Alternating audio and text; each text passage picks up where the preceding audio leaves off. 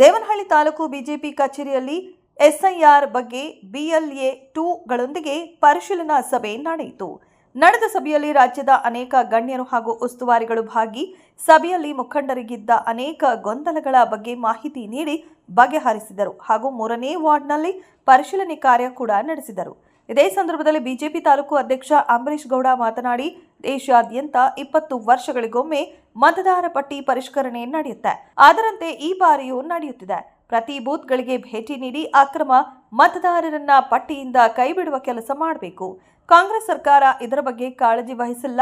ಅವರಿಗೆ ವಲಸಿಗರ ಮತ ಬರುವ ಖಾತರಿ ಇದೆ, ಅದಕ್ಕೆ ಕ್ರಮ ಜರುಗಿಸುತ್ತಿಲ್ಲ ಎಂದು ನೇರವಾಗಿ ಆರೋಪಿಸಿ, ನಾವು ಬೂತ್ ಮಟ್ಟದಲ್ಲಿ ಇದರ ಬಗ್ಗೆ ಅರಿವು ಮೂಡಿಸುತ್ತಿದ್ದೇವೆ ಎಂದು ತಿಳಿಸಿದರು. ಸರ್ಕಾರ ಯಾಕೆ BLOಗಳನ್ನ ಯಾವುದಕ್ಕೂ ಸೀರಿಯಸ್ ತಗೊಂತಾ ಇಲ್ಲ, ಹಾಗಾಗಿ ಏನ್ ನಡೀತಾ ಇದೆ ಅಂತ ನಾವಿವತ್ತು ವೀಕ್ಷಣೆ ಮಾಡಕ್ ಬಂತೀವಿ.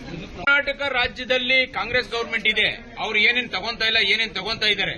ಇವತ್ತು ನಾವು ಫಾರಂ ನಂಬರ್ 6 ಯಾವ ತರ ತಗೋಬೇಕು, 7 ಯಾವ ತರ ತಗೋಬೇಕು, 8 ಯಾವ ತರ ತಗೋಬೇಕು, ಇದು ನಮ್ದು 2002ರಲ್ಲಿ ಯಾರು ಮತ ಹಾಕಿದ್ದಾರೆ, ಅವ್ರದ್ದು ಯಾರ್ಯಾರು ಮತ ಪಟ್ಟಿ ಹೆಂಗಿದೆ, ಈಗ 2025ರಲ್ಲಿ ಎಷ್ಟು ಜನ ಆದ್ರು, ಅವ್ರಿಗೆ ಏನ್ ನಮ್ಮ ದಾಖಲಾತಿ ಏನ್ ಕೊಡಬೇಕು, 2025 ಆದ್ಮೇಲೆ ಬಂದಿರೋರು ಯಾರ್ಯಾರು ಯಾವ್ಯಾವ ಕಾರಣಕ್ಕೆ ಸೇರಿಸ್ಕೊಂಡಿದ್ದಾರೆ ಅಂತ ಗೊತ್ತಿಲ್ಲ.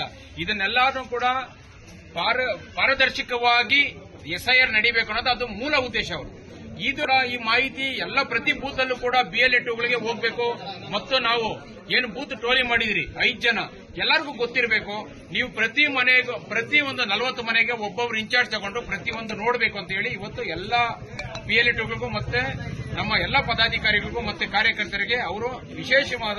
ನಡೆದ ಸಭೆಯಲ್ಲಿ ರಾಜಸ್ಥಾನ ರಾಜ್ಯಸಭಾ ಸದಸ್ಯೆ ಅಲ್ಕಾ ಸಿಂಗ್ ಗುಜ್ರಾಲ್, ರಾಜ್ಯ SIR ಉಸ್ತುವಾರಿ ಸೂರ್ಯನಾರಾಯಣ ದತ್ತಾತ್ರೇಯ, ಜಿಲ್ಲಾ ಉಸ್ತುವಾರಿ ನಿಷ್ಠಿತಾ, ಪ್ರಭಾರಿ ಬ್ಯಾಟರಂಗೇಗೌಡ, ಜಿಲ್ಲಾಧ್ಯಕ್ಷ ರಾಮಕೃಷ್ಣಪ್ಪ, ಮಾಜಿ ಶಾಸಕ ಚಂದ್ರಣ್ಣ, ಇನ್ನೂ ಹಲವರು ಇದ್ದರು.